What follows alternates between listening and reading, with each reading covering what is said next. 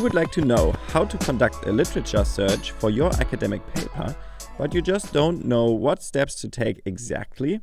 Bing, bing, bing, jackpot! You've just found the solution.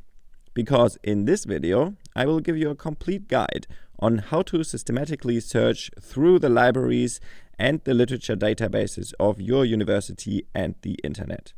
After just a few hours, you will have a complete overview of relevant literature for your topic, and you can finally start writing. I have divided the process of the literature search into 3 steps, which you can easily follow in sequence. After this video, searching for academic literature will be easier than searching on Google for a recipe for mushroom risotto. I promise. And now, without further ado, welcome to Shribe. Step 1. Get an overview of the popular discourse. At the beginning of your literature search for your academic paper, you should get a general overview. How is the topic of your paper perceived in the media? What controversies exist around this topic? In which regions of the world is it particularly relevant? And what does Wikipedia say about it? The first baby steps towards an outstanding paper require a basic understanding of your subject. It is perfectly fine to look into popular science literature and casually read up on the topic. Simply put, you just use Google and see what you can find. You should regard this step more as some sort of self-education rather than the gathering of sources that you can cite.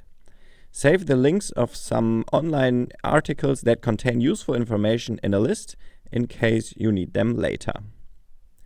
And then you go on and collect some numbers. Here are some helpful platforms that you can search on: Statista, Census, data.gov, Google Public Data, or the UN Statistics Division. If your academic paper ends up with 2 to 3 internet sources, that's perfectly fine. The introduction is particularly suitable for citing such sources.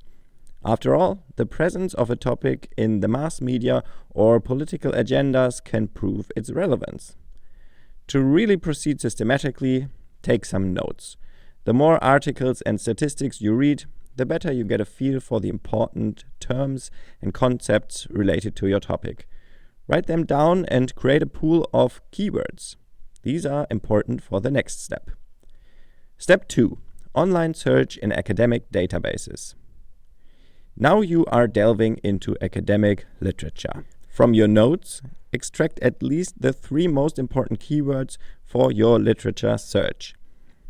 A first point of reference for the search can be Google Scholar. Google's database indexes almost all academic papers and books.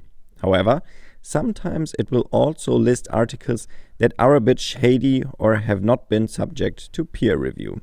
That's why if you use Google Scholar, you need a very good understanding of what constitutes a good scientific outlet and what is trash. Nevertheless, if you find articles that have been cited a lot by reputable journals and authors, think 100 or more citations, you can assume that it is legitimate. But be careful. Sometimes supervisors do not like it if their students use Google Scholar because of the reasons I just mentioned. Ask your supervisor how they feel about it. Then you are on the safe side.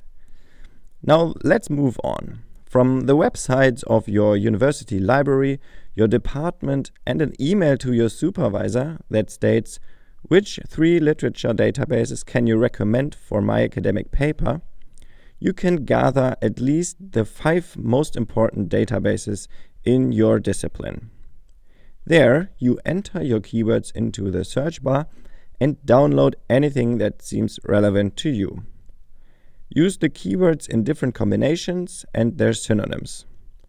Collect all research articles you find in a folder on your PC so that you don't lose track. For even more overview, you can create subfolders for each keyword. For example, if you are writing a paper on employer branding of IT companies for Generation Y, your keywords could be employer branding, Generation Y, and information technology, including possible variations. It is very important that you create a list of the most important databases in your discipline. Instructors are thrilled if you ask them about it. In addition, there are some overarching databases that contain articles from almost all disciplines, such as Springer Link, Scopus, or Web of Science. To be able to access those databases, you need a license. Universities hold a variety of these licenses. You just need to be in the university Wi-Fi. If you want to conduct the literature search from home or anywhere else in the world, you will need a VPN access. Check the pages of your university to see how to install it on your computer, or go to the tech support department at your university in person, and they will install it for you. Before we move on to the final step, step 3, please consider to like the video and subscribe if you like this type of content. It will help me out a lot. Step 3. Offline search in your library. While reviewing your electronic sources, you will come across some standard works that are cited repeatedly. Most likely, they are also relevant to your work. To keep the effort as minimal as possible, proceed as follows. Create a list on which you collect book titles that seem relevant to you. First, search the literature databases from step 2 to see if they are available there as a PDF version. Go to your university's library website and search the catalog. Many books have now been digitized or purchased by universities in electronic form. If this is the case, you can simply find them through the catalog search and download them as a PDF. If the corresponding books are not electronically available, then there's only one option: a physical trip to the library. Only after you have completely checked your book list for online availability is it worthwhile to visit the library. You should keep this effort as minimal as possible, because the time at the counter, on the bus, and between the shelves can be better used. During my own studies, I may have borrowed a total of 10 books, had to pay around 50 euros in fees because I returned them late and they did not really bring great added value to my academic papers. Another time-consuming task is excerpting, that is, creating text passages from books and then transferring them from handwriting to digital form. With electronic sources, everything runs smoothly with Ctrl+C and Ctrl+V. However, in some disciplines or subject areas, you simply can't write your papers without some standard works.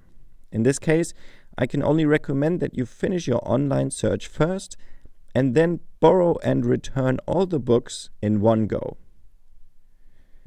As we've seen, there are different types of sources available to you.